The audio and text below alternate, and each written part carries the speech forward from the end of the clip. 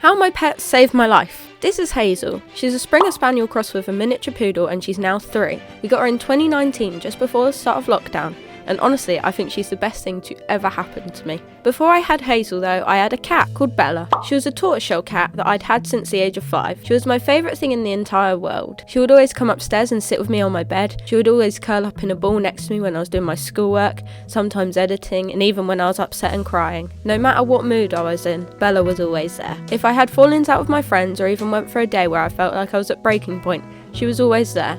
Literally. She actually followed me around everywhere. Sometimes it was a little bit annoying, but at least she liked me. She was also my photography model, and I appreciate that a lot. Late last year, we noticed Bella started to get very skinny and all her fur got matted. We got a lot of calls from our neighbours saying, "Have you lost a cat because she's in our garden and looking very skinny?" And I quote, "Someone called her malnourished." Charming. Anyway, in April 2022, Bella passed away in her bed at home. I said my goodbye to her and I told her how much I loved her and appreciated her. And a couple of hours later she was gone. After 13 years with a cat I loved with my whole heart, she was gone, just like that. I still have her collar hung up in my room, and every time I hear the bell, I feel like she's still around and just hanging out like she always used to. It's been quite a lot of months since she's been gone now, but I still think about her every day. After all that sad stuff, we go back to Hazel. Hazel is my bestie. I literally tell her everything going on in my life, and I know she can't respond to me, but I feel like she has the right to know. She's very needy though. Every day at 6 AM she scratches on my parents' bedroom door and goes and jumps into bed with them. She then comes and lays in my bed when my parents get up. She hates it when the whole family isn't home and won't rest until she knows we're all there. She steals my jelly cats from my bed and takes them downstairs to lay next to. Her favourite word is birds. So birds in the garden? So birds? So birds.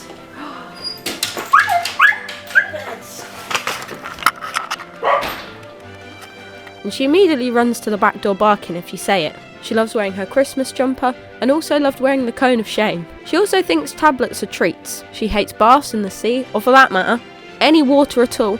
And she hates other dogs sniffing her, especially puppies. She tolerates it when I put tinsel around her and when I take 0.5 zoom photos of her. She acts like a human and sits at picnic tables.